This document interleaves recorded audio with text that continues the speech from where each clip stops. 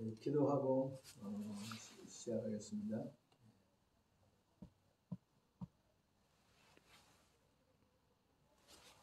하나님 아버지 감사합니다. 오늘 또 이렇게 근대인대 교회사를 공부할 수 있도록 해주신 것 감사합니다. 처음 시간에서 마치는 시간까지 함께 해주시고 또 이렇게 교회의 역사에 대해서 배울 때 역사를 통해서 주님이 관여하시고 섭리하시고 인도하시고 역사 속에 거니시는 주님의 발자국서를 들을 수 있도록 도우시고 우리가 통하여 이 말씀을 듣고 난 뒤에 우리는 과거 역사를 배워서 현재를 보고 또 미래를 예측하는 그러한 삶을 살 수 있도록 도와주옵소서.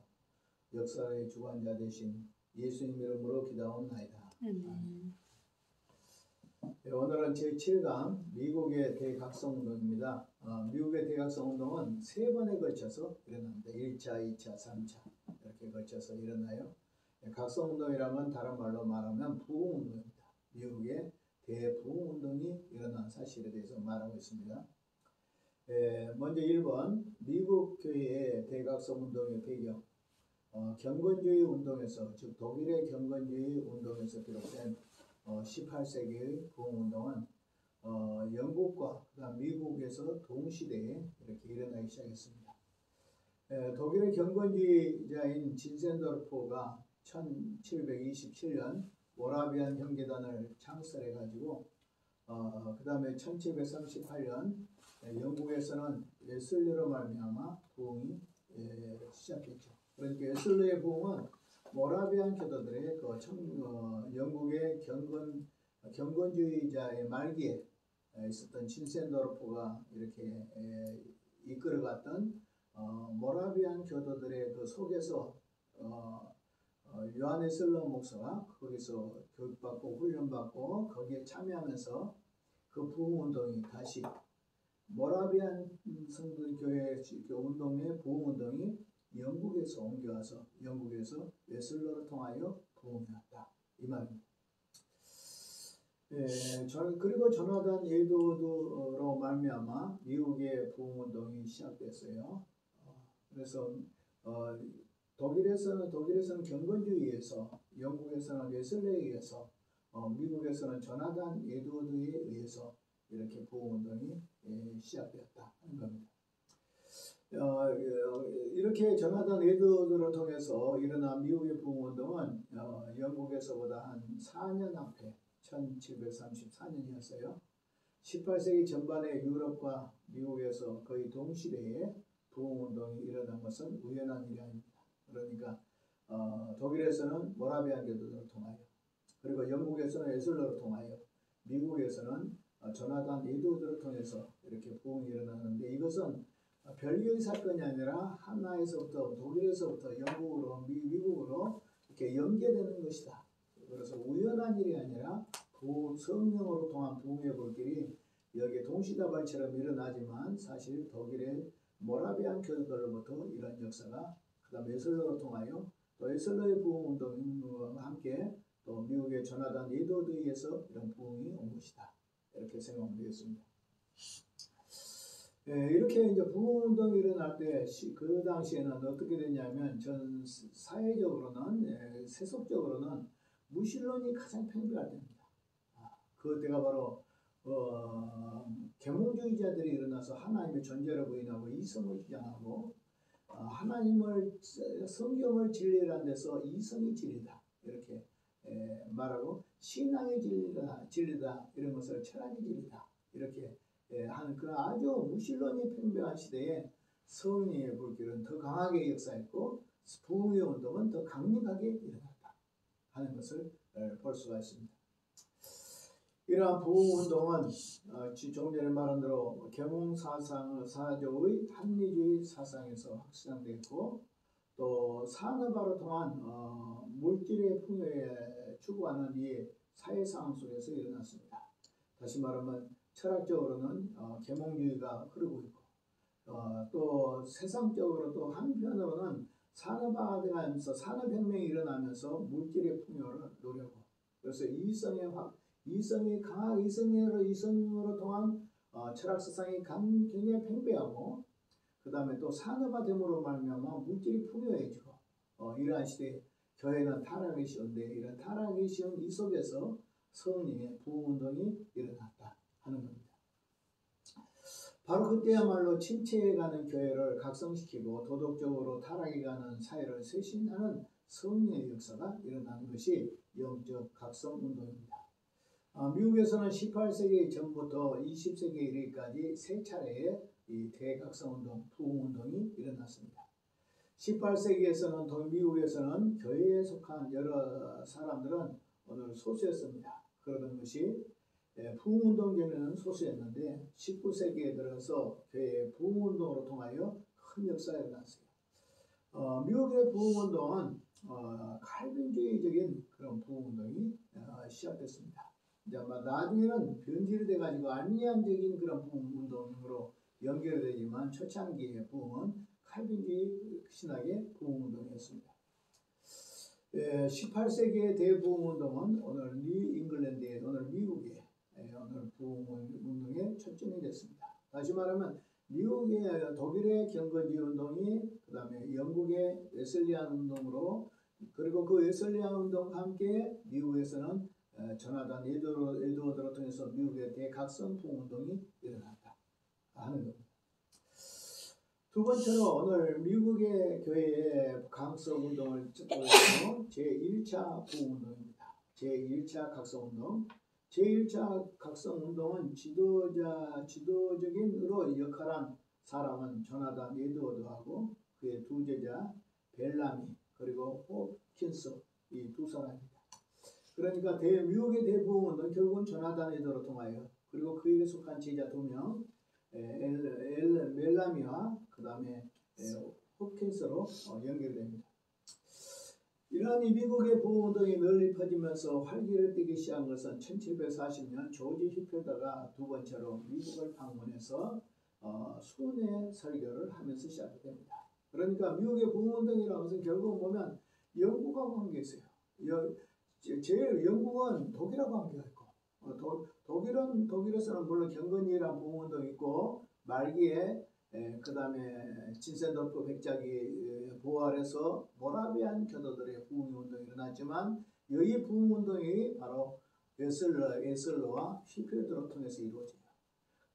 에슬러로 통하여서 이 모라비안 교도들을 통해서 부흥운동이 히필드에게 붙고 에슬러에게 붙어서 결국 영국의 대부흥운동이 일어나고 영국의 대부흥운동도 결국은 어떻게 하냐 그 여파가 이제 미국으로 되고 미국에서도 이렇게 조나단 에드워드와 그 두 제자에 의해서 이렇게 미국의 부흥이 불이 붙었다 하는 겁니다.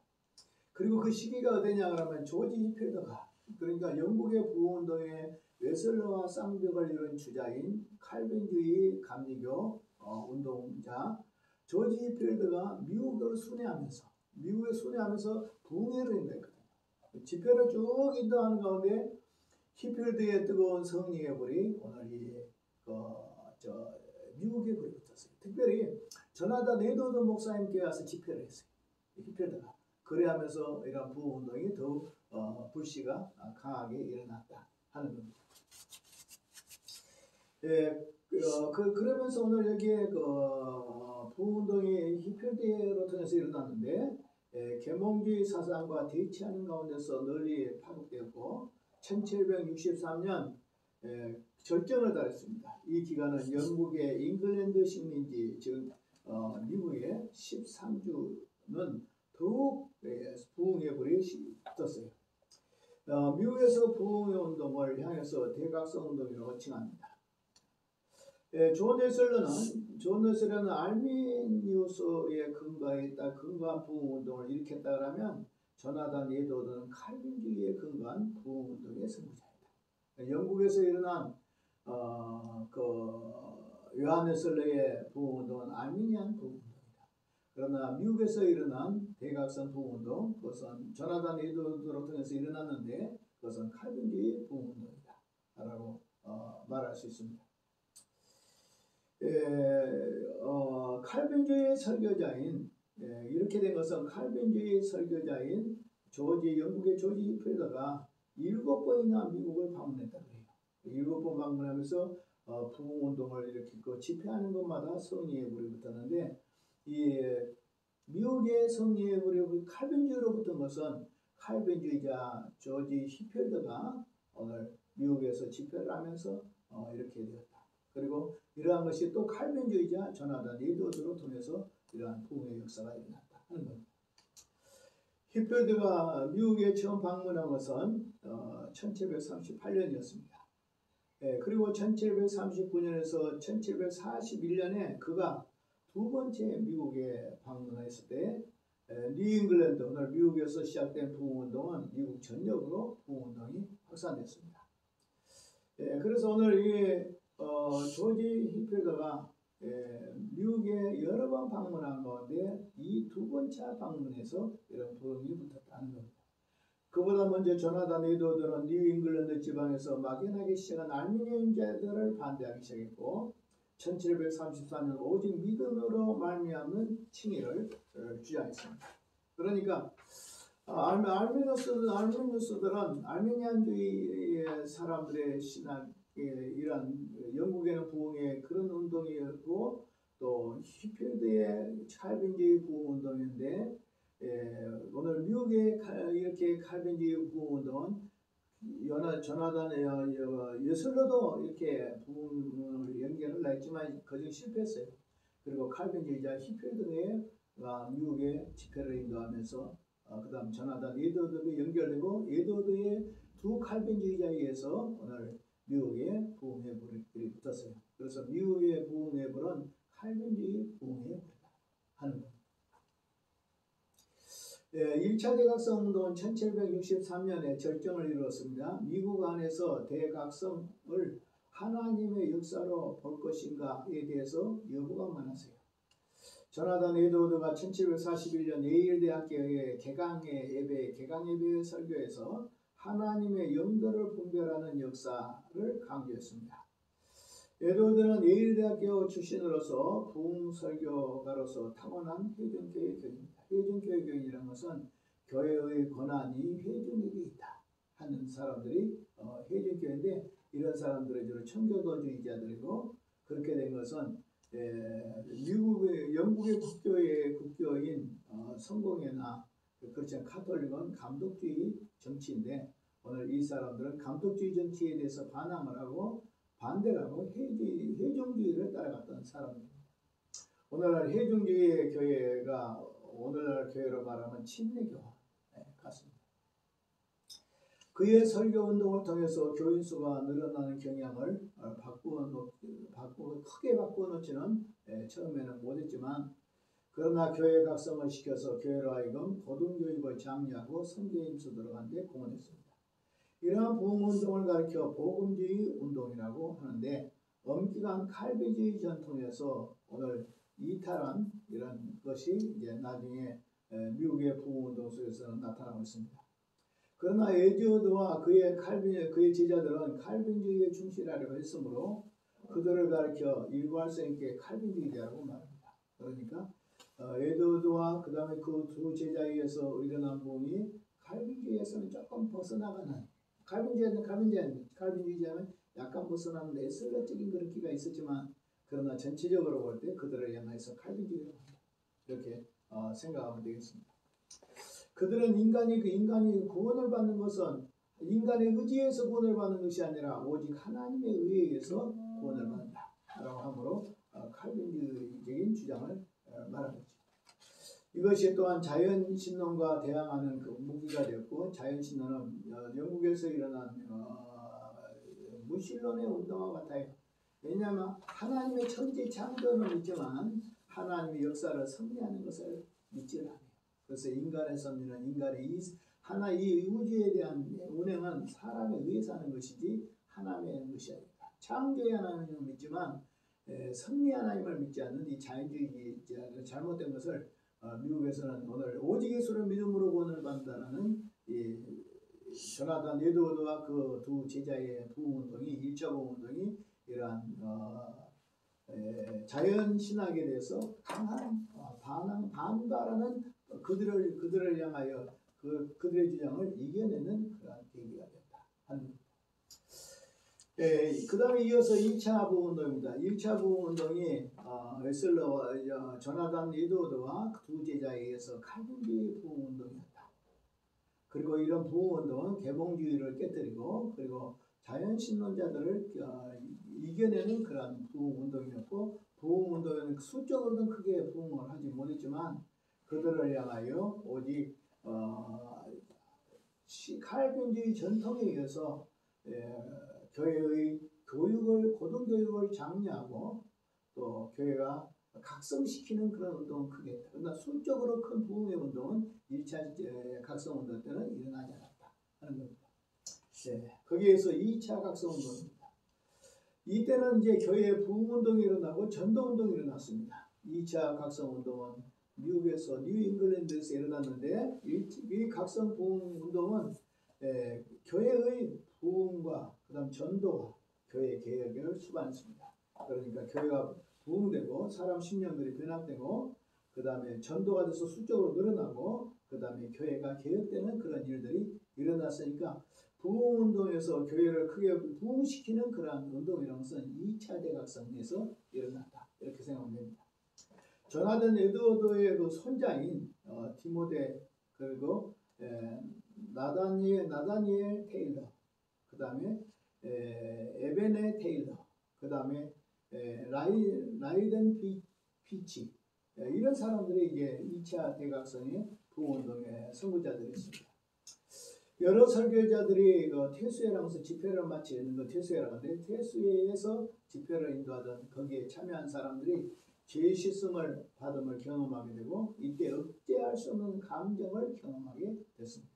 그러니까 오늘 사람들의 회개 운동과 이런 인간의 감정이 동반된 그런 부흥 운동이 2차에 많이 일어났다는 겁니다. 켄터키의 로건 카운타에서 1696년 장로교회 목사 제임스 맥그레디로 통하여서 각성 부흥 운동이 일어났습니다. 그리고 감리교회 순회 설교자 카트라이트, 그러니까 이번에는 여기에 2차 부흥운동에는 알미니안주의자도 여기 동참한 것이에요. 그래서 감리교회 순회 설교자 카트라이트가 또 이 지역에서 일하다가 그 다음에 오늘 일로이너와 그 다음에 미조리까지 전도운동이 일어났습니다.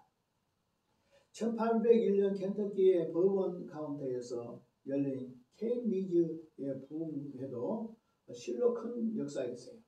1만 명에서 2만 5천 명이나 되는 오늘 여기에 부흥회를 참석했어요. 사람들이 그 당시 사람들이 이렇게 집단으로 이루어서 한 것이 아니라 흩어져 있는 사람들인데, 그 중에서 집회에서 1만 명에서 2만 5천 명이 모였던 것은 대집회예요. 켄터키 부흥회에서는 먼저 장로교에서 부흥운동이 시작됐고 나중에는 침례교와 감리교회까지 이런 부흥이 일어났는데, 이들은 장로교에서 부흥운동이 시작했지만 오히려 큰 부흥운동은 나중에는 침례교와 감리교까지 부흥운동이 일어났다. 이것이 2차 부흥운동입니다. 그 다음에 대각성 운동에서 일어난 내분 다툼입니다. 이렇게 부흥의 운동이 일어나면 다 교회가 부흥해야 되는데, 여기에도 나중에는 서로 부흥을 하는 속에서도 인간의 갈등 관계가 있다 하는 겁니다.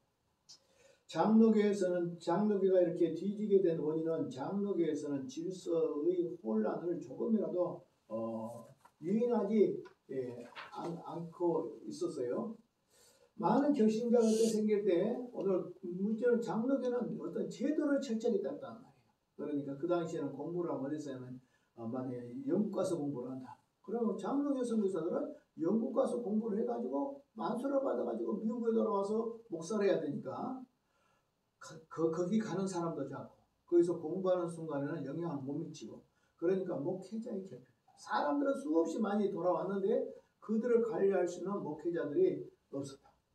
장로교는 목사 제도가 아주 엄해가지고 아주 철저하게 교육했기 때문에 목회자 숫자가 작고 목회자를 양성하기가 힘들고 단기간에 더군다나 양성하기는 더 힘들어서 교인 관리를 못했다. 이러면서 2차 대부흥운동에서는 수적인 부흥이 장로에 있었지만 그들을 관리하지 못해서 큰 부흥과 연결을 못 시켰다. 그것은 철저한 목회자들의 교육을 너무 중요시했기 때문이다 하는 겁니다. 그러나 이제 반면에는 감리교나 침례교는 어떻게 했냐? 목사들을 이제 고등 교육을 시키지 않았어요. 그러니까 질적으로 말하면 장로교 목사들이 훨씬 더 많은 신학을 배우고 수준이 높았지만 침례교나 감리교 선교 목사들은 영국이나 이런 데 가서 공부한 것이 아니라 미국 자체에서 그냥 여기서 예를 들어 말하면 뭐 오늘날은 뭐 4년, 3년, 7년씩 공부하지만 그때는 단기간에 공부해서 목사들을 빨리 줘가지고 많은 목사들을 침례교나 감리교에서는 배출했기 때문에 교인들을 관리할 사람들이 풍부해서 교회가 부흥하는 데 더욱 연결했다. 그러니까 어떤 면에서 장단점이 다 있죠. 장로교 시절은 목사의 질은 높지만 나중에는 교회할 때 술정 관리가 잘 안 된다. 감리교나 침례교는 그 당시에 목회자의 질은 낮지만 그래도 그들이 교회 봉사하면서 오늘 교인들을 잘 관리함으로 오늘 술적인 부흥 운동이 연결되는 그런 것을 볼 수 있습니다. 그래서 오늘은 미국의 장로교보다 감리교나 침례교가 많은 것은 그 원인입니다. 예, 장로교에서 비롯된 다른 보수적인 교파들은 이러한 문제를 가지고 내분이 일어났어요. 왜냐하면 사람들은 많은데 관리할 사람이 없으니까 장로교 안에서도 이건 문제점이다 이렇게 하고, 어떤 사람은 아니야 그대로 교육시켜 나가야 돼 이렇게 해도, 그러니까 장로교 안에서도 교인들의 관리가 안 되니까 이런 내분이 일어나기 시작했다 하는 겁니다. 부흥운동의 결과로 교인의 수는 불어났으며 교회는 오늘 부흥운동이 일어난과 함께 또 교파가 갈라져서 교회가 갈라지는 쓰라림을 맞게 됐다. 1803년 바튼 스톤은 케임리지의 부흥운동의 뉴 라이즈에 속한 다른 지도자들과 함께 목사이면서도 칼빈주의의 무조건적 선택을 오늘 그 장로교들 중에서 칼빈주의 교리 중에서 무조건적 선택을 이걸 향해서 의심을 품는 사람이 있으니까 칼빈주의 교리를 의심하는 칼빈주의자들이 있습니다. 이런 것들은 오히려 더 문제가 되겠죠. 부흥운동이 시작되자 초교파적으로 교회가 이룩하면서 자신들은 크리스천이라는 이름을 성경에서 그 근거를 찾았습니다. 이러한 유사한 그룹들이 다른 곳에서 일어났어요. 토마스 캠벌, 그 다음에 그의 아들 알렉산더는 장로교회를 개혁한다면서 새로운 교회를 제기했다. 그러니까 앞에 사람들도 보니까 여기 스톤 같은 사람들은 오늘 칼빈의 무조건적 선택에 대해서 회의를 꾸면서 다른 기존적인 장로교와 이렇게 분리하는 그런 일이 나왔고, 또 그와 유사한 것도 토마스 캠벌이라든지 알렉산더 같은 사람들도 오늘 장로교를 오늘 개혁한다면서 기존 장로교하고 부딪혀가지고 또 이렇게 교단이 또 갈라지게 됐다 하는 겁니다. 이 사람들은 평소에 유아 세례를 잘못이라고 생각한 거예요. 아니 예수는 세례를 주려면 예수 믿고 신앙 고백했어야 세례를 주는데 애기들한테 세례를 주면 그들은 신앙 고백이 없는 자한테 세례를 줄 수 있느냐? 그러니까 장로교적인 유아 세례 이런 것들은 다 오히려 이 사람들 중에서 의심하고 문제를 제기하는 사람들이 됐어요. 그러니 장로교 전통을 제대로 잊지 못했다는 뜻입니다. 예, 그래서 이 사람들은 어떻게 했냐면 이제 온 가족이 어떻게 했냐면 침례교 목사한테 이제 세례를 받고, 그리고 침례교는 속하지 아니었지만 그 다음 그리스도의 제자라는 조직을 했어요. 교회를 그리스도의 제자. 나중에는 오늘 스톤과 합동을 했습니다. 목사 안수 문제로 인하여 교회에 분리되어 있었어요. 켄터키의 캠벨랜드 그 다음에 카운티에서 있었습니다. 캠벨랜드 노예에서 목사들이 자격이 불충분한 사람들에게 안수하였다고 해서 켄터키 대회를 오늘 7일을 받았습니다.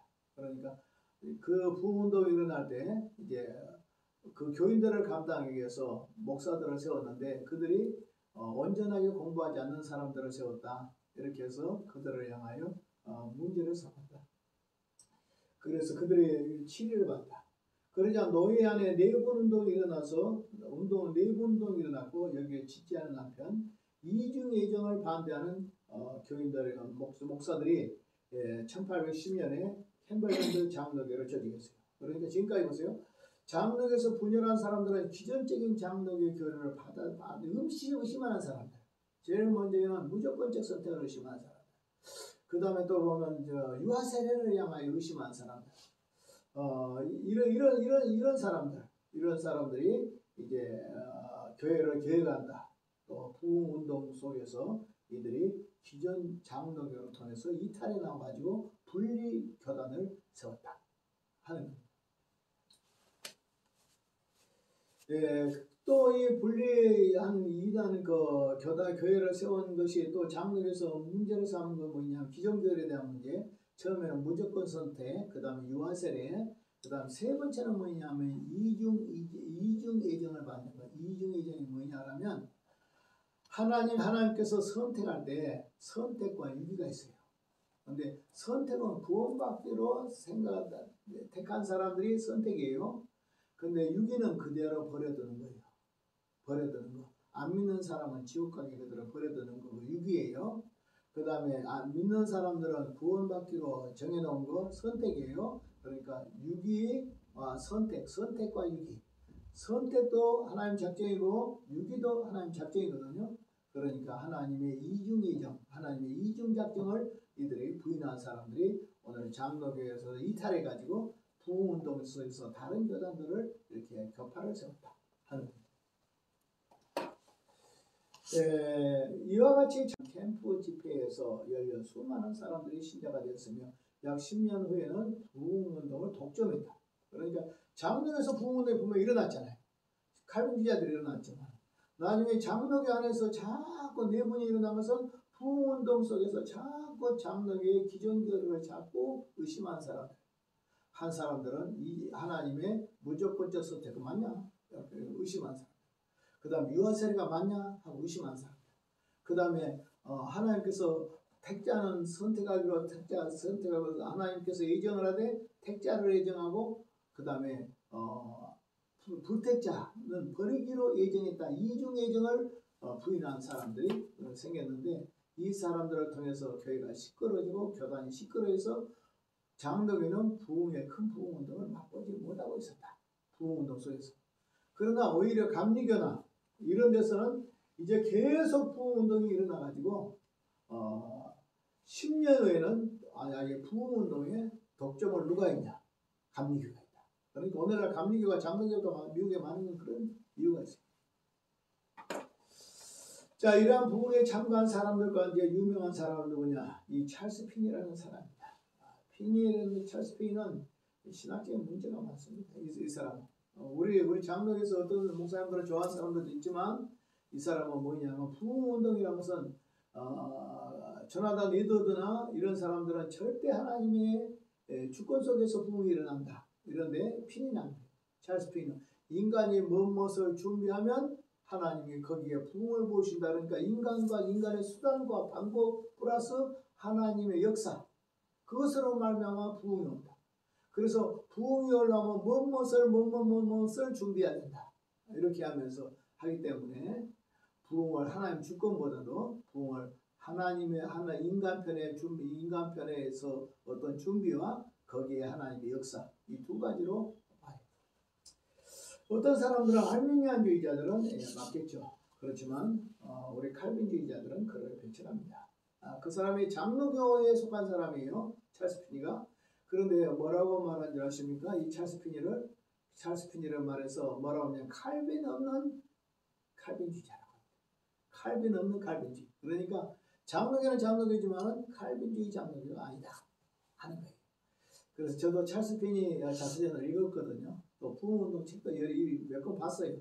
그런데 보면 어떤 면에서 처음에는 우리가 많이 동조했어요. 부흥이 올라오면 이런 일이 벌어진다. 그리고 부흥이 되려면 이렇게 해야 된다. 이렇게 하면 하나님은 부흥을 주신다. 이런 부흥에 대한 이런 것들이 있는데 그것이 상당히 칼빈주의가 말하는 그런 부흥이 아니에요. 그래서 이 사람을 말해서 뭐라고 말하냐면 칼빈 없는 칼빈주의다. 이렇게 말합니다. 그리고 장로교 근본 장로교에서는 찰스 핀이 부흥 이론을 받아들이지 않습니다. 문제가 있다. 이렇게 말합니다. 오늘 그는 이제 장로교인이었으며 변호사였어요. 그러나 1821년 회개를 경험하고 신학을 공부하고 장로교 목사가 되었습니다. 1825년 그는 모크밸리에서 전도를 열렬히 했습니다. 그 후 그는 도시에서 부흥운동을 인도한 최초의 사람이 되었어요. 찰스 피니는 부흥회에서 새로운 회개의 방법을 보여요. 새로운 회개 방법. 그 회개 방법은 무엇이냐면 이것이 굉장히 부정적인 비판이라고 오늘날 장로교에서 굉장히 문제를 얘기합니다. 그것이 뭐냐? 네, 제일 먼저 이제 하면 설교를 해요. 설교를 딱 하죠. 설교를 하면 사람들 설교 듣죠. 듣고 나온 사람이 나의 죄를 고백합니다. 오늘 자기의 공중 앞에서 자기 개인의 죄를 내어세워서 고백하도록 이렇게 한 거예요. 그러니까 설교를 통해서 은혜 받았다. 그중에서 이제 나중에 자기들이 회개한다. 사람들이 한 사람 자기가 개인적으로 나와서 사람들을 그 교회 앞에서 죄를 고백하는 일들이 이렇게 생겼어요. 그런데 이런 고백도 지금 문제를 많이 제기하지만 우리나라에 보면 태양대 부흥운동이나 이러한 부흥운동 속에 이런 일이 많았어요. 얼마나 많이 어떨 때는 평양대 부흥운동 때 보면 부흥 집회가 끝나고 사람들이 집에 안 돌아가고 모여서 죄를 고백하다 돌아가면서 죄를 서로 고백하다 보면 새벽 2시까지. 그러니까 회개할 사람들이 쫙 줄러서요. 그러면 차근차근 나와서 자기 죄를 다 회개하고 나면 새벽 2시까지 3시까지 어쨌든 날이 다 써서 새벽 기도까지 연결되는 그런 일들이 있었어요. 이런 일들은 우리 한국에도 많이 있었습니다. 그래서 대구에 지금 돌아가셨지만 김덕신 목사님이 쓴 다윗의 고백 참회록 우리들의 참회록이라는 책이 있어요. 그 책에 보면 자기도 옛날에 대구에 부흥운동이 일어날 때 부흥운동에 죄를 고백하는 역사가 일어났는데 저녁 밤에 고백하다 보면 새벽 2시, 3시까지 된다. 이런 일들이 있습니다. 아마 이런 운동이 지금 생각은 제가 이 강의를 하면서 가만히 보니까 우리나라도 많이 이러는데 이것은 찰스 피니의 그 부흥운동에서 했던 일들이 이렇게 도입됐구나 이렇게 생각이 됩니다. 그 다음에 이제 각성운동의 선교 단체의 조직입니다. 이런 부흥운동이 일어나니까 이제 선교를 해야 되잖아요. 선교를 하다 보니까 선교 단체들이 막 생기는 거예요. 자, 여기까지 봅시다. 부흥운동이 일어나니까 장로교 때는 분열의 운동이 일어나죠. 교단이 그냥 장로교를 의심하면서. 그 다음에 감리교 같은 경우는 계속 밀고 나니까 교회가 결실해서 수적으로 많았죠. 그 다음에 또 찰스 피니의 부흥운동이 이렇게 찰스 피니를 통해서 부흥운동이 일어났죠. 찰스 피니의 부흥운동은 한 인간의 준비와 하나님의 역사를 통해서 이루어진다. 이렇게 하면서 인간의 어떤 수단을 많이 강조해요. 이렇게 해야 부흥이 온다. 근데 칼빈주의 부흥은 아니야. 하나님의 절대 주권에 의해서 부흥이다. 그러니까 우리 장로교는 맞지 않았지만 그는 칼빈 없는 칼빈주의라고 이렇게 해요. 그 이유는 자기가 가르쳐 개인산 내가 보니까 신학교 와서 공부를 안 하더라고. 찰스 피니가. 어떤 목사님과 장로교 목사님한테 개인 레슨, 개인 교육을 받더라고. 그래가지고 봤는데 그분에 대해서 받은데 그분은 장로교를 가르치는데 이 사람은 끊임없이 장로교를 의심하더라고. 내가 칼빈주의 자서전에 보니까 계속 의심하면서 결국 이렇게 오늘 장로교라는 간판이 있지만 칼빈 없는 장로교를 세우는 그런 사람이 됐고 부흥운동도 역시 우리가 전통적인 부흥운동을 따르지 못하고 자기 나름대로 특이한 부흥운동을 전개했고 죄의 고백을 강조했고 이런 것들을 볼 수가 있습니다. 다 나쁘다는 것은 아니고 이런 어떤 면에서 사람들 앞에 회개 운동이 일어나고 이런 건 상당히 바람직하다고 생각하는데 그것도 문제는 있어요. 사람이 개인의 죄를 자백할 때 성령에 충만할 때 자백할 때는 은혜가 되지만 이것이 개인의 죄를 고백할 때 있잖아요. 어떤 중범죄를 지었다든지 그렇지 간음죄를 지었다든지 이런 죄를 많이 가족들도 앉아있는데 이렇게 며느리나 이런 사람들이 남편도 앉아있는데 며느리나 이런 사람들이 죄를 다 고백해본다면 그것은 문제가 있지 않나. 그래서 평양 대부흥 같은 그 성령의 강력한 역사 속에서는 이해가 되겠지만 그렇지 못했을 때는 문제가 엄청나게 많이 나옵니다. 그래서 죄 고백이 사실 알고 보면 반드시 바른 건 아니에요. 그렇다 해서 죄 고백이 필요 없다는 건 아니에요. 평양에 옛날에 목회학 가갈련 박사로서 목회하게 보면 제일 큰 죄는 당에서 고백하고 그 다음에 성도들에게 회개해서 은혜가 될 부분만 해결해라. 그래가지고 이러한 것이 오늘 수요일 날 수요 기도회가 됐다. 이런 것들을 저는 찾아볼 때 찰스 피니의 이것도 좋은 점도 있지만 완전히 다 받아들일 점은 아니다. 싶습니다. 부흥운동이 일어났으니까 이제 복음의 열정이 생기고 복음의 열정이 생기다 보니까 선교단체들이 조직됐습니다. 2차 각성운동으로 말미암아 많은 선교단체들의 생각이 조직됐어요. 1801년 회종교회와 장로교가 연합이 추진됐습니다.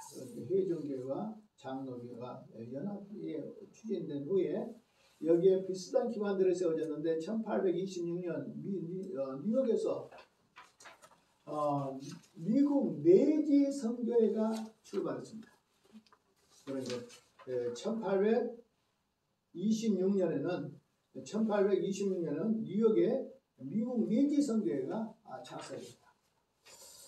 복음주의 교회로 조직화된 부흥운동은 교회 확장의 중요한 활력소가 됐습니다. 켄터키 및 테네시와 그 다음에 남부 오하이주에서는 3년간 교회에 출석한 사람들이 갑자기 늘어났어요. 그러니까 2차 대부흥을 통하여 교회마다 수적인 증가가 늘어났다.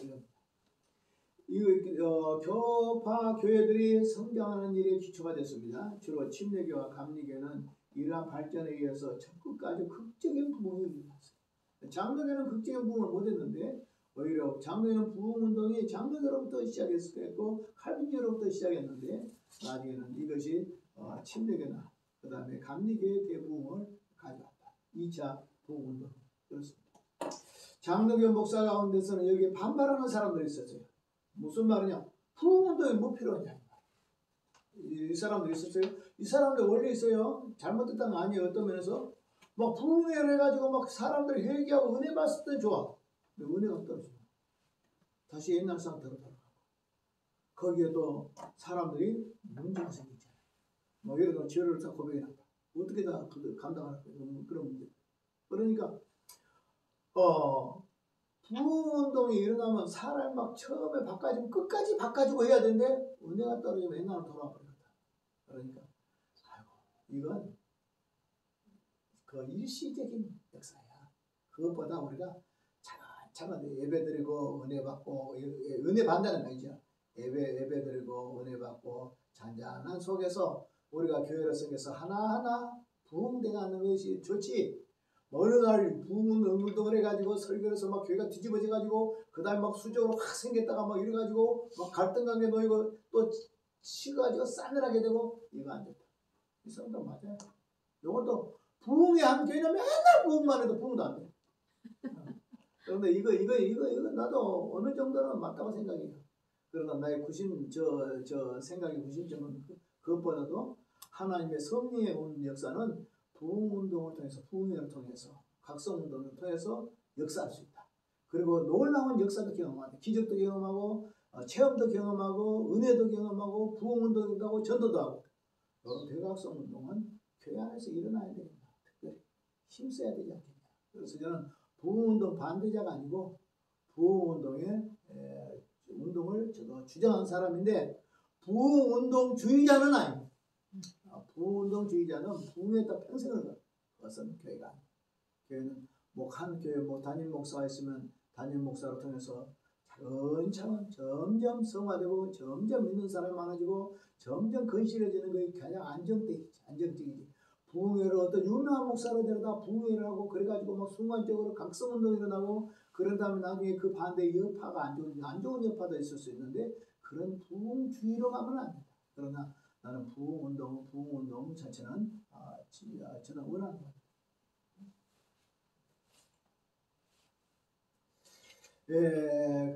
그러면서 이제 이러한 부흥의 여러 교파들이 이제 선교단체들을 세우게 됐습니다.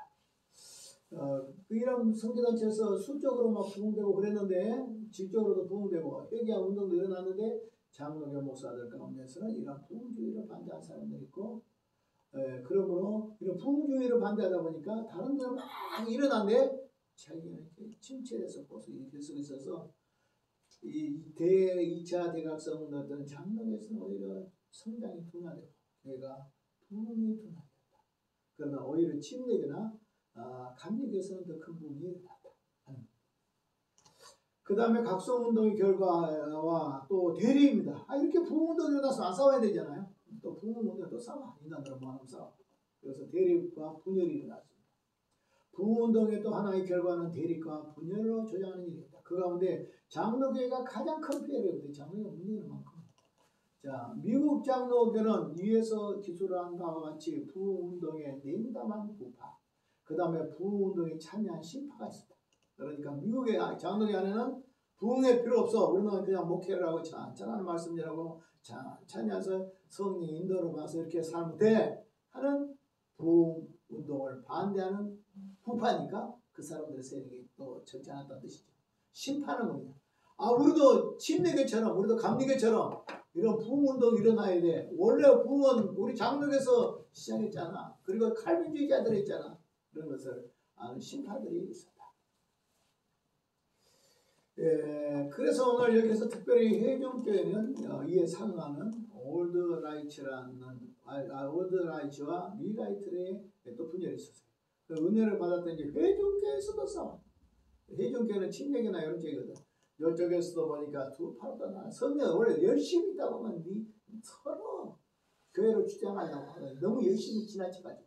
그래가지고 이제 여기 회중교회도 이렇게 나누어지고 장로교회도 분파들이 막 일어나서 오히려 교회들이 갈라지고 이런 일들이 있었다. 사실 가장 무서운 사람들이 은혜 받던 사람들이 제일 무서운 거예요. 은혜 받던 사람은 남의 말 절대 안 들어요. 은혜 받은 이 방언하고 막 예언하고 이런 사람들은요 담임 목사 말도 안 들어요. 자기는 하나님의 말씀만 듣고 살지 아무도 말씀 안 듣는다. 그러니까 여기에 은혜를 받아도 이런 문제가 있다. 은혜를 잘 관리해야 되는데 이런 것들이 안 돼서 교회가 문제되고 목사들도 은혜 받은 목사들끼리도 서로 하나가 안 되고 그랬다 하는 겁니다. 오늘 이것은 우리나라도 똑같이 지금도 일어나고 있는 겁니다. 그래서 장로교는 신파구파로 나누어졌고 그러다가 이제 장로교에서는 북쪽에서는 1870년에 다시 신파구파가 합했습니다. 첫째 분열은 부흥운동과 목사 교육에 대한 의견 차이로 비롯됐습니다. 이렇게 분열이 옛날에 일어났던 건 뭐냐? 목사 교회들은 교회 부흥운동이 일어난 숫자가 많아진데 목사들의 교육을 어떻게 할 것인가? 심판은 교회 부흥운동을 환영했고 부흥운동이야말로 급격히 불어나는 교회를 대비하기 위해서는 목회자를 신속히 중단해야 된다. 그러니까 원래 장로교는 제대로 공부를 해가지고 목사를 주자. 많은 시간을 걸려서 공부를 시켜서 그 사람들이 줄서리겠기 때문에 사람들이 많이 회개로 돌아왔지만 관리는 벌써 안 된다. 이것을 보고 장로교 안에서 이걸 반대하는 거예요. 우리 이러지 말이야. 부흥운동이 이제 관리가 안 되니까 구파는 뭐냐? 부흥 사람들 돌아와도 다 떨어질 수가 없잖아. 그러니까 부흥운동이 필요 없다. 이런 구파가 있어요. 심판은 어떻게 하냐면 아니야 부흥운동이 일어나. 그러면 그냥 떨어졌다고 하면 안 돼. 그 사람들이 떨어진 교인들이 없도록 양육을 할 목사들을 연한을 작게 잡았더라도 그 다음에 가까운 데서 많은 목사들을 배출해야 돼. 어떻게 맞는 것 같아요? 오늘 심파주장도 맞아요. 근데 심파주장도 좀 심한 거 있어. 안수의 목사의 질을 높여서 교회를 온전히 얘기해야 된다. 이건 좋아. 그렇지만 사람들이 늘어나서 감당을 못하는데 오늘 교인들은 다 손실을 하게 되는데 이것을 반대하는 건 안 되겠죠. 그리고 그 사람들은 그럴 바에 풍요하지 말자. 이런 사람들이 생겼으니까. 그것보다도 오히려 감리교나 침례교 쪽이 오히려 목회자의 질은 좀 떨어졌지만 교회 부흥은 오히려 유익했고 그들의 방침을 주장하는 장로교 안에 사람들이 생겼는데 그들이 심파했다.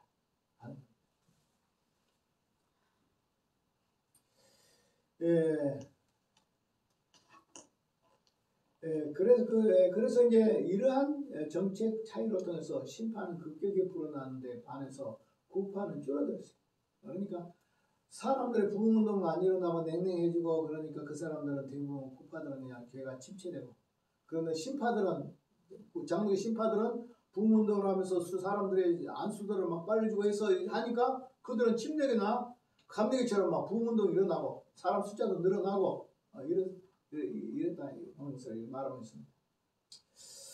예를 들어 말하면 구파는 1741년 구파의 목사 한 수는 27명입니다. 27명.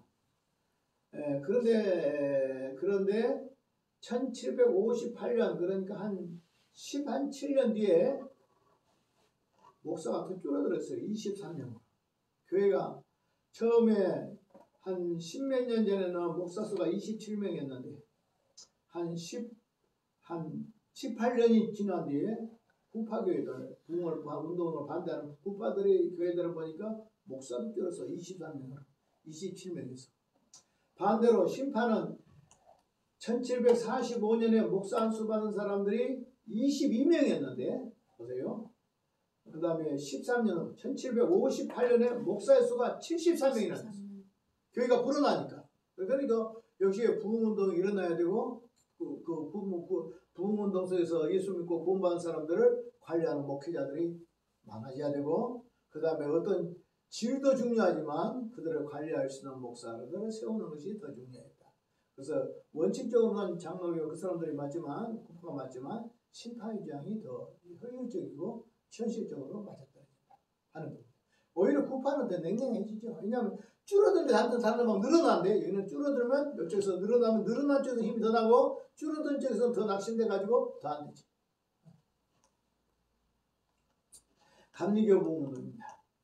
2차 부흥운동에서 이제 장로는 이제 이래요. 그런 장로는 큰 재미는 못 봤어요. 다만 심파들 속에서 이제 조금 부흥이 있었고 구파는 오히려 줄어들었다 하는 겁니다. 감리교 부흥입니다. 감리교 부흥의 여파로 많은 새로운 교파들이 생겼습니다. 여러 감리교 통해서 여러 교파들이 나왔어요. 제일 처음에는 성공이에요. 그 다음에 이제 감리교 웨슬러의 주장으로 온 것이 성교예요. 처음에 감리교가 아니고 미국에 들어서 성공이에요. 성공회에서 이제 어떻게 하냐면 다시 감리교가 나오고 또 그렇게 쭉 이렇게 나옵니다.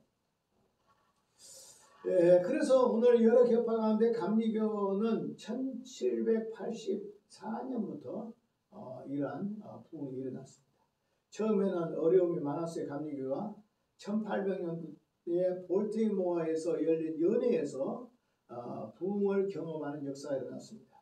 그들이 자기들의 교회에 돌아가자 설교했어요.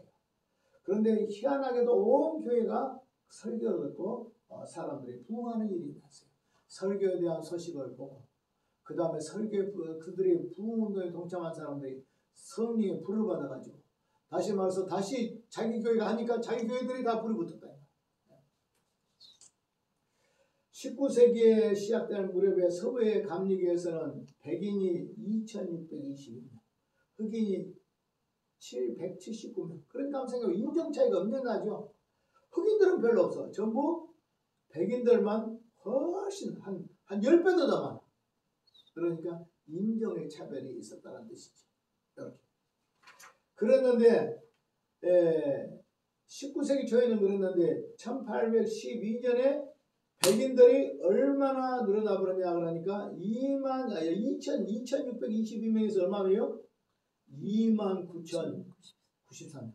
10배가 부흥해버렸어. 10배. 다시 말하면 얼마 안 돼. 한 10몇 년 만에 이렇게 10배로 감리교가 부흥해버렸어요.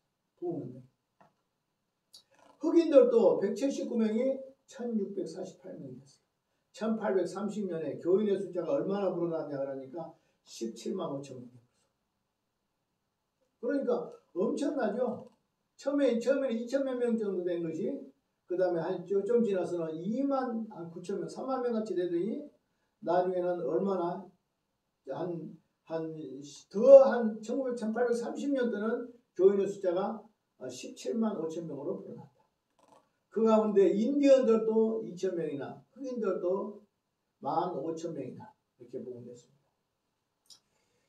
그런데 이러한 감리교도 1843년 교회에서 이게 분열이 일어났습니다.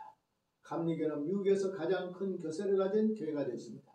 1840년에 교인의 1840년대에 미국 감리교는 얼마냐 그러면 168만 5,025명. 감리교가 얼마나 부흥해버렸냐. 미국에서 가장 큰 교단이 되었는데 1840년도에 100만이 넘어버렸어요. 168만 525명이 되었다. 순회 설교자는 얼마 되냐? 3,988명이다. 지역 목회자는 얼마냐? 7,730명. 목회자 수가 7,000명이 넘습니다. 하는 것은 감리교가 얼마나 부흥운동을 통해서 부흥을 했는가 하는 것을 볼 수가 있습니다. 네, 감리교가 이렇게 놀랍게 성장하게 된 것은 네 가지 원인인데, 첫째는 뭐냐? 속회제도와 전도서와 자치적인으로 운영하면서 감독하는 제도를 들 수 있습니다. 그러니까 감리교의 부흥운동이 일어나니까 그 부흥되는 숫자들을 감당할 수 있는 조직이, 교회 조직이 일어났어요. 그 조직이 뭐냐? 속회. 어느 나라도 감리교 속회가 있잖아요. 감리교 속회는 장로교 구역이에요.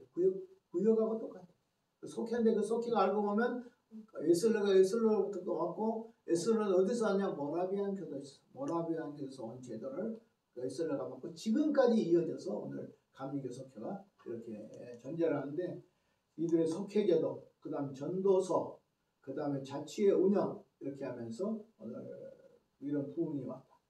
두 번째는 오늘 수양의 캠프의 부흥운동이 1810년경에 이 열이 식었으나 캠프는 교파적으로 초월하여서 수련회를 위한 장소가 됐다. 그래서 캠프를 해가지고 수련회를 인도해서 이런 부흥이 일어났다. 셋째, 평신도 가운데 설교자가 많았어요. 평신도들이 강화되고 교회 일에 참여하게 되는데 평신도 설교자들도 많이 일어났다. 오늘날도 우리나라에 평신도 설교자들이 많이 있잖아요. 보니까 안수 안 받아도 오늘 교회 안에서 뭐 설교도 하고, 그 다음에 무슨 선교 기관도 만들어서 이끌어가고, 장로님들이 이끌어가기도 하고, 어떤 안수 집사가 이끌어가기도 하고, 어떤 사람 교수들이 이끌어가기도 하고, 이런 부흥을, 그런 일들 하잖아요. 아마 이때 감리교회 부흥운동이 일어날 때 평신도 설교자들이 많아졌다. 그러니까 목회자가 작을 때는 어떻게 평신도라도 있으면 그 목회자 일을 이렇게 공간을 맡아갈 수 있으니까 평신도 설교자들이 많아진 것은 오히려 좋은 일이죠. 우리 한국에도 제일 먼저 이제 목사들이 없을 때 부흥회가 사경회로 통해서 한 것이 뭐냐? 왜냐하면 교회 중직자들을 훈련시켰는데, 그것이 바로 그들은 나중에 목회자가 없을 때 그들이 교회 일을 감당했어요. 그것이 영수예요. 옛날의 직분에는 영수 집사가 영수가 있었어요. 영수는 오늘은 안수 집사 정도 되는 사람인데, 목사님이 그 전도사님이 없는 지역에서는 영수가 설교라고 예배를 인도해서 교회를 이끌어갔어요. 아마 감리교도 이러한 평신도 설교자들이 많아서 목사가 감당하지 못한 부분들을 교회를 섬기고 했던 일들이 오늘 초대교회 오늘 이 부흥운동 속에도 있었다 하는 겁니다. 넷째로는 웨슬러 신학입니다. 네, 웨슬러 신학, 오늘 우리가 생각하면 웨슬러 신학은 어떤 면에서 장로교에서 보면 구원의 확신이 없어, 이렇게 하고, 때로는 뭐라고 말하냐, 웨슬러 신학을 보고 하는 말이, 저 사람들은 구원이 믿다가도 지옥 갈 수 있다라고 이렇게 말하는 것 같아. 그러니까 구원의 확신이 결정된 거죠. 왜냐하면 예수 믿는 사람들도 교회 안 다니면, 예수 안 믿고 교회 안 다니면 저 사람 지옥 간다. 이런데, 그래서 이 웨슬러의 신화가 뭐냐면 회개, 강력한, 막 우리 인간 쪽에서 막 회개를 하고, 그 다음에 열심히 교회 나오고 열심히 섬기하고 인간 의지로 여러 걸 강조하다 보니까 어떤 면에서 부흥운동에 일어나는 요소가 됐다 하는 겁니다. 우리 장로교는 아이고 자빠져도 천당가. 우리는 나는 뭐 그냥 구원 받았으니까 내가 세상적으로 막 세상 가운데 살아도 나는 구원은 받아놨어, 구원은 따놨어, 이러는 개념보다도 내가 이렇게 살면 지옥 간다 해가지고 뭐 인간의 의지나 수고나 교회 섬김이나 이런 것이 지옥과 연결된다고 생각했기 때문에 이 감리교 사람은 뜨겁고 성교계도 그런 것도 있지만 회개가 강력해. 그러므로 말미암아 오히려 교회 부흥운동의 하나인 회개라는 운동이 강렬히 일어났다 하는 겁니다. 그래서 알미니안주의라기보다는 사제와 은혜의 교리와 성령으로 말미암은 성화, 그리고 엄격한 칼빈주의적 이해를 어떤 의미에서는 오늘 재해석한 것이다 라고 해요. 오늘 여기에서 이 사람이 해석한 것은 알미니안 신학의 영향이다 그러지만 알미니안 신학의 영향이 아니다. 이거 뭐냐면 칼빈주의 신학인데 속죄의 은총을 강렬히 강조하고 은혜를 강렬히 강조하고 성화를 강렬히 강조하는 이 성화에 대해서 아주 엄격한 칼빈주의적인 언어를 이해를 해석하면 것이다. 오히려 이렇게 돼. 그러니까 알미니안 쪽의 영향이다라고 보지만 그것도 알미니안적인 영향보다 우리가 뭐 열심히 회개하라, 열심히 기도해라 이런 것을 알고 보면 칼빈의 교리를 보면 그 안에 속죄의 은총, 성령의 운동, 그 다음에 칼빈의 은혜의 교리 이런 것들을 또 성화 이런 것들을 강조했기 때문에 이러한 결과가 나왔다. 그러나 사람들은 흔히 알미니안 신학의 영향이라고 이렇게 한다. 그러나 진짜는 알미니안 신학보다 칼빈의 신학을 더 강화시킬 때 이런 운동이 일어난다. 그럼 장로교도 부흥운동이 일어날 수 있다. 있다는 거예요. 우리는 알미니안식으로 부흥을 해야지 교회가 부흥한다. 이것도 안 맞는 거거든요. 속죄 은총을 강화시키고 그 다음에 성화를 강화시키고 그 다음에 오늘 구원에 대해서 강화시키고 은혜에 대해서 강화시키면 오늘 우리 교회도 장로교도 열심히 있는 그런 부흥운동이 일어날 수 있다 하는 겁니다. 그 다음에 이제 침례교 성장입니다. 감리교는 이렇게 수적으로 성장했는데 이런 네 가지 원칙에 의해서 이렇게 부흥운동이 일어나게 됩니다. 제도, 그 다음에 수양회, 그 다음에 평신도 설교자, 그 다음에 웨슬리안적인 그런 신학의 영향이었다. 이렇게 생각을 하고 있습니다. 침례교 성장입니다. 감리교 못지않게 2차 각성운동의 기간에서 급성장을 한 교단이 침례교다.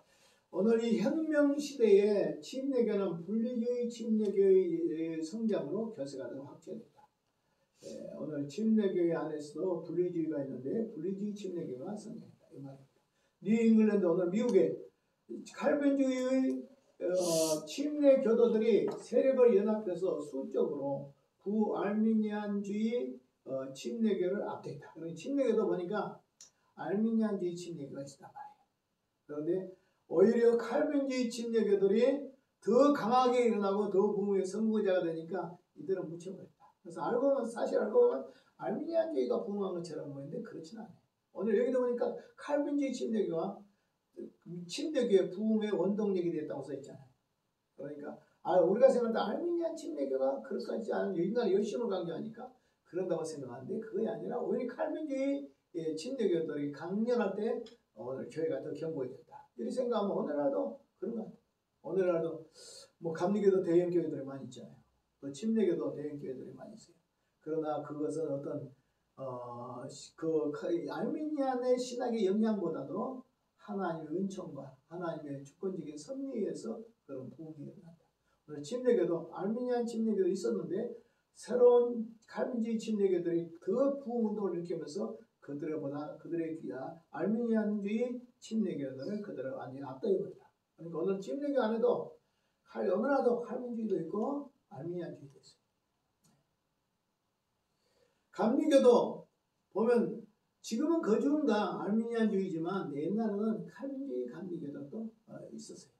지금도 전혀 없다고는 할 수 없어요. 지금도 감리교 목사님들 중에서 칼빈주의자들이 있어요. 퍼센트는 작지만.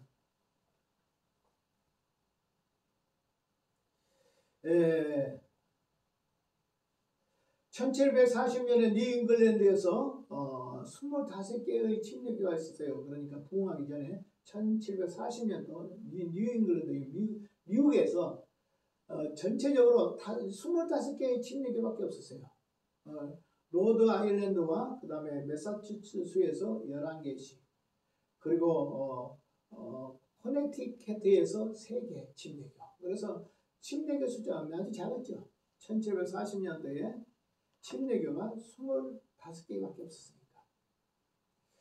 그런데 오늘 이러한 침례교가 그 후에 반세기를 지나서 침례교의 부흥운동이 일어난 뒤에 침례교의 대부흥이 일어났는데 1790년 롱 아일랜드에서는 38개, 그 다음 매사추세츠에서는 92개, 그냥 코네티컷에서는 55개, 그 다음 마이네에서는 15개, 뉴햄프시아에서는 32개, 벌모트에서는 33개, 총 266개가 됐다.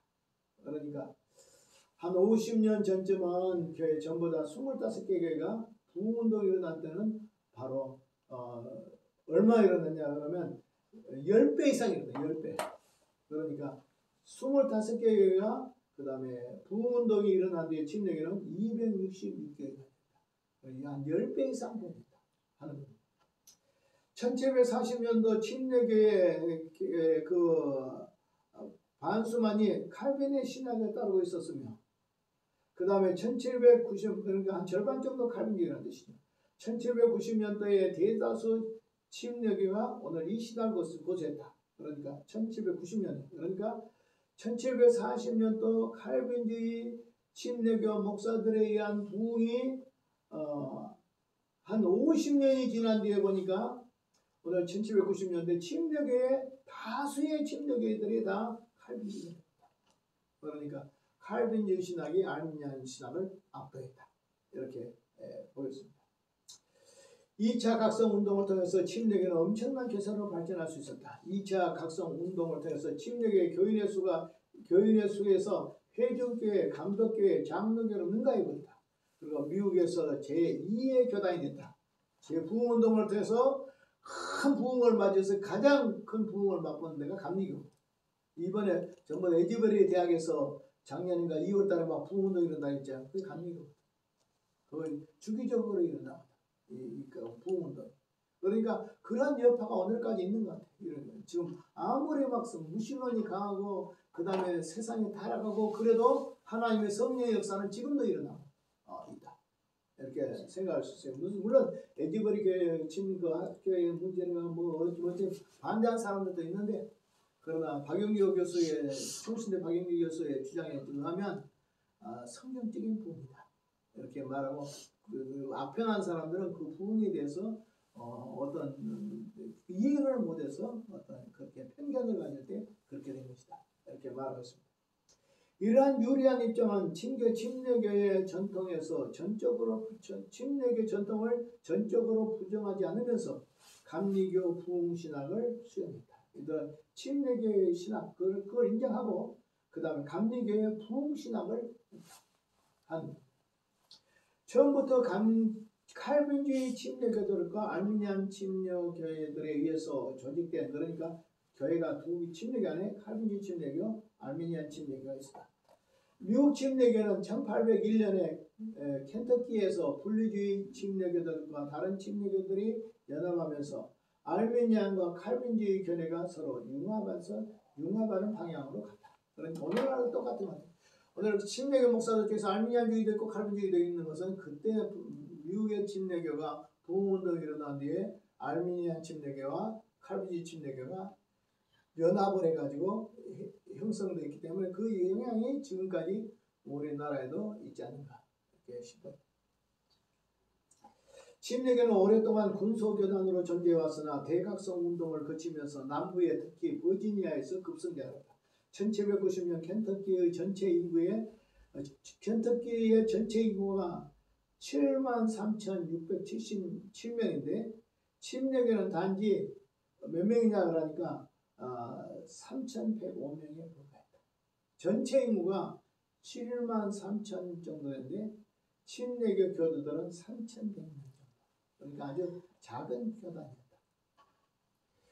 교회 숫자도 42개밖에 안 됐다. 그곳에서 사역한 사람들이 40명의 교역자 중에 안수를 받은 목회자도 단지 9명뿐이었다.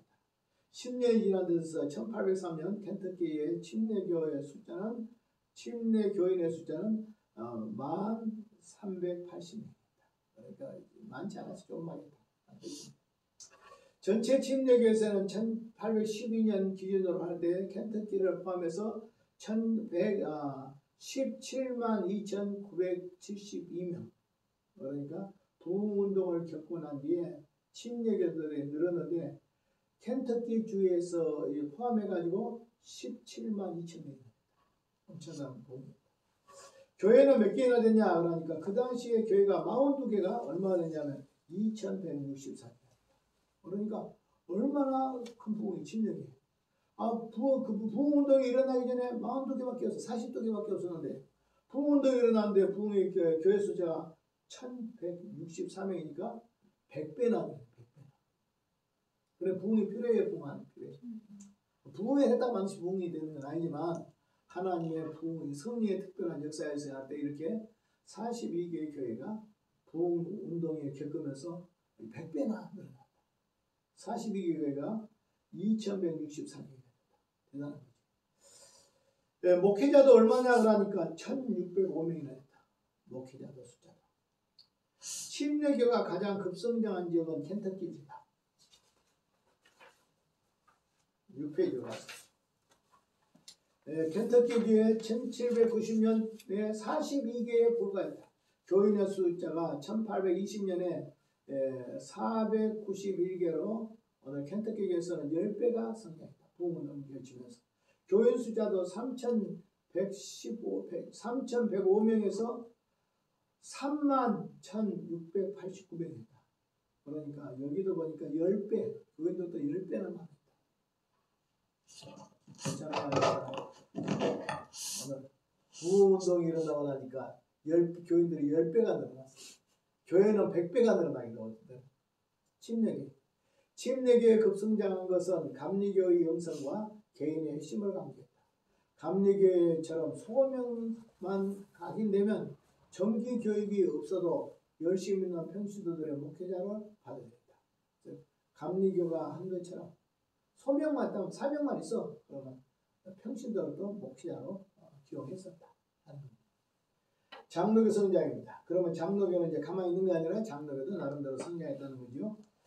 2차 대개혁성운동에 장로교 경우 부흥운동 기간은 교세의 확장보다도 교단을 확보했다. 그러니까 교인들이 늘어난 것보다 교단 자체를 교회를 견고하겠다. 이렇게 가야 됩니다. 1788년 뉴욕 있고 뉴저지, 그 다음에 필라델피아, 버지니아, 그리고 캐롤라이나 등 4개의 장로교 대회. 여기서 그 당시에 4개의 장로교 대회가 있다. 대회란 것은 뭐냐면 노예와 총회 사이에 있는 기관이에요. 그 대회예요. 오늘날도 대회가 있지만 실제적으로 대회는 그 교회의 어떤 교단의 교회 기관으로 큰 역할을 못해요. 그러나 오늘날도 대회가 있어요. 노예가 여러 개의 노예 앞에서 총회가 있겠지만 총회와 노예 사이에 대회라는 조직이 있었는데 이때도 보니까 4개의 장로교 대회가 있었다. 그 다음에 16개의 노예가 모여서 총회를 결성하였다. 그러니까 1788년 뉴욕과 뉴저지와 필라델피아, 그 다음 버지니아에 그리고 캐롤라이나에서 4개의 장로교 대회, 그 다음에 16개의 노예가 이제 총회를 결성했다. 장로교 정치적으로 에베모범 웨스터민스터 신앙고백서를 채택했다. 그럼 장로교가 오늘 웨스터민스터 신앙고백을 우리가 받아들이지 않은 웨스터민스터의 표준 문서들을 받아들여야 되는 것은 이때도 보면 장로교를 조직할 때 언제든지 웨스터민스터 신앙고백서가 들어갔지 않습니까? 그럼 오늘날도 똑같아요. 오늘 우리 장로교의 가장 기반은 웨스터민스터의 그 신앙고백서나 대열의 문답이나 소열의 문답을 우리가 뺄 수가 없어요. 이 장로교 정회는 420개 교회, 177명의 목회자, 그 다음에 11명의 강도사가 참여했다. 비록 총회가 채택한 장로교의 정치와 신조가 다양한 전통의 포괄적인 면에서 쪽이 높여있던 것은 사실이지만 워더스푼을 통한 스코틀랜드 아일랜드계의 영향을 준 증대로 구칼빈주의 신조를 강하게 반영했다. 그래서 이 당시의 교회는 칼빈주의에서 칼빈주의 신조를 채택했다 이 말입니다. 장로교의 공식 이름은 PCUSA. 오늘날 지금 미국의 장로교는 이 명칭을 쓸 거예요. 총회 조직과 그 다음에 총회 조직 후 장로교는 정치적 안정과 경제적 안정과 교세에도 상당히 확장됐다. 그러니까 대부흥운동을 통해서 장로교는 교인의 숫자를 올리는 것보다 교회를 견고하게 했다.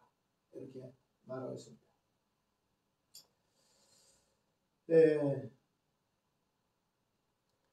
특별히 켄터키주, 테네시 그리고 남부 서부의 성장이 두드러졌다. 1789년 16개의 불과했던 노예. 그러니까 부흥 이전에 1789년은 오늘 켄터키나 테너시나 남부의 장로교 숫자 노예들이 16개의 노예였다. 그러나 18세기 말에 2차 대각성 운동의 영향으로 1800년대는 26개의 노예가 됐다. 그러니까 16개의 노예에서 노예 숫자로 26개의 노예가 했으니까 10개의 노예가 생겼죠. 그러니까 장로교도 오늘 2차 대부흥 운동에 그걸 본 거예요. 숫자로도 많이 늘어난 거예요. 다른 데에 비하면 막 10배씩 이런데 어떤 100배까지 늘어나는데 작지만은 장로교도 교회는 안정시켰고 그 다음에 교파 숫자도 이렇게 늘어났다. 교회 숫자도 늘어났다. 노예 숫자도 늘어났다. 2차 대각성 운동이 일어난 두드러진 현상 중에 하나는 장로교와 해중교의 연합. 이제 이 당시에 이제 2차 부흥 운동이 일어난 뒤에 장로교하고 해중교하고 연합을 한 교단으로 만들었다. 장로교가 독립총회로 조직함으로써 한때 멀어진 듯 했던 교단의 연합 노력이 선교지에 있던 양 교단의 선교사들이 적극적인 노력으로 상당히 가시화됐다. 드디어 양 교단의 화합 움직임은 1802년 통합안을 만드는 데까지 발전했다. 이러한 통합의 선사 되기까지는 노력을 하지 않고 했던 사람들이 조나단 에드워드 2세였다. 그러니까 조나단 에드워드 1세의 목사님이 부흥의 선지자잖아요. 그리고 그 아들이 오늘 이렇게 지대한 공헌을 했다. 이렇게 말하고 있습니다. 회중교회와 통합안은 희망적인 결과에도 불구하고 2차 대각성 부흥운동 이후에 장로교는 또 여러 가지 문제점을 가지고 있었다. 가장 대표적인 것은 목회자 부족, 목회자 질을 하다 강요하다 보니까. 두 번째는 신학, 정치, 선교. 여기서 이제 회중교회가 하나가 못 되죠. 그러니까 서로 앞에 놨는데 물과 기름처럼 안 되니까 오늘 회중교회 연합이 다시 분리될 수도 있겠죠. 2차 대각성 운동에 오늘 장로교도 오늘 성장을 했다. 19세기 초 500개 교회, 19세기 초에 500개 교회, 그 다음에 13,470명 세례교회, 그 다음에 1820년도에 1299개의 교회, 세례교회 72,096명. 1837년에 교회 숫자가 얼마 되냐 하니까 2,865교회, 그러니까 1차의 교회가 1,299개인데 2차 부흥운동이 됐을 때 2,860이니까 배나 늘어났다. 세례교회 숫자도 22만 6천 명이나 됐습니다. 22만 6천 명. 부흥운동이 일어나기 전 1820년도는 7만 2천 명 정도라면 한 10년, 한 17년이 지난 뒤에 부흥운동에 있어서 장로교도 성도들이 22만 6천 명이나 됐으니까 숫자도 많이 늘어났어요. 특별히 서부 뉴욕과 오하이주에서 장로교가 눈을 띄게 성장했다. 이것은 지역의 통합안으로 가장 시행된 지 얼마 안 됐다. 총회는 1812년 아키발드 알렉산더 박사, 이 사람은 제가 좋아하는 사람이에요. 이 사람은 미국 프린스턴의 신학의 대거장인데 이 사람은 은혜도 그 성령의 그 어떤 역사 이런 것도 자기가 체험을 많이 했어요. 그러니까 오늘 이 사람은 우리 장로교 출신이 아니에요. 그런데 은혜, 소위 말하는 굉장히 성령의 은혜 속에서 이 사람이 예수를 믿었어. 목사가 되고 신학자가 되고 교수를 하면서 두 개를 다 강조해. 신학과 성령의 역사를 같이 강조해. 그러니까 엄청난 역사가 일어났어. 나는 이분 좋아해. 이분 알렉산더 아슈발터 이 사람. 그 다음에 사무엘 밀러 박사 등 2명의 교수와 3명의 학생들에게 뉴저지에서 프린스턴 신학교를 설립했다. 프린스턴이라는 것은 얼마나냐, 프린스턴 이전에 프린스턴 없고 프린스턴 이후에도 프린스턴 없다라는 미국에서 가장 유명한 대학을 세웠어요. 이 대학이 프린스턴 대학에서 조금 떨어져서 있대요. 그런데 옛날에 장로 있었죠. 옛날에 2대 총장이라는 사람이 그때 우리나라 총리로 선정됐는데 이중했다 해가지고 잘랐거든. 그때 누구냐면 프린스턴 출신이에요. 근데 그게 바로 프린스턴 신학교예요. 근데 자기는 프린스턴 대학교는 그 옆에 대학교 나왔다고 해서 학사 이력이 있다는 게. 그러나 실제적으로 대부분 우리 교회 안에서 통해서 프린스턴 출신이면 프린스턴 대학에 속한 프린스턴 신학이다. 이렇게 생각하는데 이 신학을 말해요. 근데 이 신학이 아주 철저한 처음에서부터는 아주 철저한 칼빈주의고 그 다음에 참 좋은 대학이었거든요. 근데 나중에는 자유주의가 되고 자유주의가 되니까 여기서 목사들의 중에서 일부가 떨어져 나와. 그래가지고 미국에 다시 신학을 세웠는데 그것이 오늘날 웨스트민스터 신학이에요. 그래서 실제적으로 독고신이나 합신이나 합동이나 이런 데 교수들이 보통 보면 미국의 웨스트민스터 출신들이 많고 그 선구했던 사람이 그 유명한 갑자기 생각이 안 나.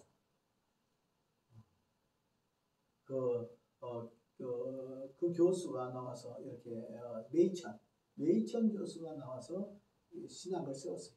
너무 프린스턴이 자유주의 되니까 이제 다시 신앙을 이 학교에서는 안 된다. 다른 학교를 세워야 된다 해서 세워서 오늘날 한 것이 바로 웨스트민스터 신학이 되었다. 그리고 여기 출신들이 와서 저 한국의 고신이나 그 다음에 합신이나 그 다음에 우리 합동에서 이렇게 강의하신 분들이 많다. 나중에는 오늘 찰스 하치 박사가 가담하고 그 다음에 교수진들이 보강했어요. 프린스턴 신학교가 설립한 후 잇따라 미국의 여러 장로교 신학교들이 설립되었습니다. 대표적인 신학교는 1818년은 어번 신학교, 1823년은 유니온 신학교, 이런 신학교 지금 다 자유주의가 다 돼버렸어요. 1827년은 웨스턴 신학교, 1828년은 컬럼비아 신학교, 1829년은 레인 신학교, 1830년은 맥코믹 신학교, 1836년에는 유니온 신학교. 지금 유니온 신학 이런데도 우리나라 옛날에 김동길 박사 있잖아요. 옛날 연세대학교. 지금은 돌아가시지만 이런 분들이 유니온 신학이에요. 그러니까 그 학교를 세울 때는 참 좋았는데 지금은 전부 다 자유주의가 됐다. 이렇게 하면 그 신학교가 자유주의 되면요 교회도 다 자유주의 되고 그냥 교회 목사 된 사람들이 다 자유신학교 와가지고 목회를 하면 다 자유주의 됐다. 그러니까 참 슬픈 이야기죠. 1837년과 1861년, 1837년과 1861년 장로교가 분열과 함께 오늘 이들 장로교가 분열되어서 프린스턴 신학교, 웨스터 신학교, 맥코맥 신학교는 북장로교의 구학파. 그러니까 우리나라 선교사들이 제일 먼저 들을 때 북장로교 선교사들이 들어오고 남장로교 선교사들이 들어오잖아요. 이 북장로교 선교사들이 북장로교 PCUSA 이 신학교와 프린스턴, 웨스턴, 맥코믹 신학교가 여기에 속합니다. 레인 신학교, 유니온 신학교, 어번 신학교 이것은 오늘 북장로교 구파가 바로 프린스턴, 웨스턴, 맥코믹 신학교고 그다음 레인 신학교, 유니온 신학교, 어번 신학은 북장로교 신학파. 그러니까 장로교가 북장로 두 개인데 구학파, 성령운동을 반대한 사람. 그 다음에 신학파, 성령운동을 장려한 사람들 이렇게 나눠집니다. 콜롬비아 신학교와 버지니아의 유니온 신학교는 남장로교 세상입니다. 그러니까 북장로교에서 두 파로 나눠져서 남장로교 또 이렇게 돼서 오늘 세 그룹을 형성합니다. 북장로교 구파, 북장로교 신파, 그 다음에 남장로교 이렇게 됐다. 이들 신학교는 장로교 목회자들을 배출하는 목회자 양성 이상의 역할을 했다. 교세에 있어서는 감리교나 침례교에 뒤지지만 대부분 운동을 또 숫자 재었으니까 장로교는 신학적인 정리부터 해서 신대륙의 신학교를 한층 더 높은 단계로 끌어올랐어요. 그러니까 장로교 목사들은 질이 높아요. 오늘날도 감리교나 침례교는 그 2차 이때들 보면 좀 장로교만 못하죠. 목사님들이 공부하고 이런 것들 신학적인 것들. 최초의 교수는로 임명된 장로교입니다. 아키바르트 알렉산더는 2차 대각성 운동의 지도자로서 신학과 경건의 조화를 시켜서 신학교에게 이념을 삼았다. 나는 이 사람 좋아하는 성령의 강력한 역사와 온전한 칼빈주의 신학. 이분이 이걸 했어요. 그 다음에 여러 가지 면에서 알렉산더는 프린스턴 신학에 지대한 영향을 미쳤다. 그 중에서는 미국의 장로교 신학, 특별히 구 프린스턴 신학은 알렉산더에게 적지 않는 빛을 빚어진 것이다. 빚어졌다. 스코틀랜드 아일랜드 정통 칼빈주의 신학자인 알렉산더는 그러니까 스코틀랜드 그 다음에 아일랜드의 정통적인 칼빈주의 신학을 가진 알렉산더에서는 청교도의 에드워드의 전통이나 예일 대학의 뉴타비나의 전통이나 스코틀랜드의 철학 전통에서 자신의 신학의 정체성을 발견하지 않고 전어바 정통주의 수의자인 17세기 프란시스의 투레테는 신학의 정체성을 받았다. 그러니까 아슈발츠라는 사람은 여러 개혁주의 신학들이 있지만 특별히 칼빈의 후계자로 쭉 내려온 투레탄이라는 신학자의 영향을 받은 것이다 하는 겁니다. 프란시스 투레탄은 무엇을 했냐? 그러니까 축자영감이라는 것은 성경이 내용만 영감된 거 아니다. 그러면 기계적으로 불러서 쓴 것도 아니다. 이거 뭐냐? 축자니까 글자 한자까지 전부 다 창세기에서 계시록까지 한자 글자 모든 글자 자체 다 하나님의 말씀 영감으로 성령의 영감으로 기록되었다. 완전 축자 영감사를 이분이 알렉산더가 오늘 주장했다. 그 다음에 엄격한 예정론을 수렴하려는 당대의 신칼빈주의를 반대했다. 철저한 칼빈주의. 예정론도 예정도 후기 예정과 전택설과 후택설이 있거든요. 전택설은 뭐냐면 창조 전에 하나님 우리를 선택했다. 만세 전에 에베소 1장 4절 만세 전에 우리를 택했다 하는 것이에요. 후선택설은 뭐냐면 인간이 에덴 동산에서 선악과를 따먹고 타락한 뒤에 택했다. 그러니까 창조 전에 택했다가 뭐냐면 후택설, 창조 이후에 택했다가 후택설. 근데 이 사람은 전택설주의자였다. 이 알렉산더라는 사람 이렇게 말하고 있습니다. 알렉산더의 후계자 찰스 하지다. 그러니까 찰스 하지라는 사람은 오늘 여기 알렉산더 교수의 후계자 찰스 하지다. 1873년 저술한 조직신학이 프린스턴 신학교에서 조직신학 교재로 사용되면서 투레탄의 신학 강요가 교재가 됐다. 그러니까 특별히 오늘 프린스턴 신학은 어디냐? 칼빈주의 신학자에서 투레탄의 오늘 이 투레틴의 오늘 그 신학을 물려받은 것이다. 3차 대각성 운동. 조금씩 할까요? 아이고,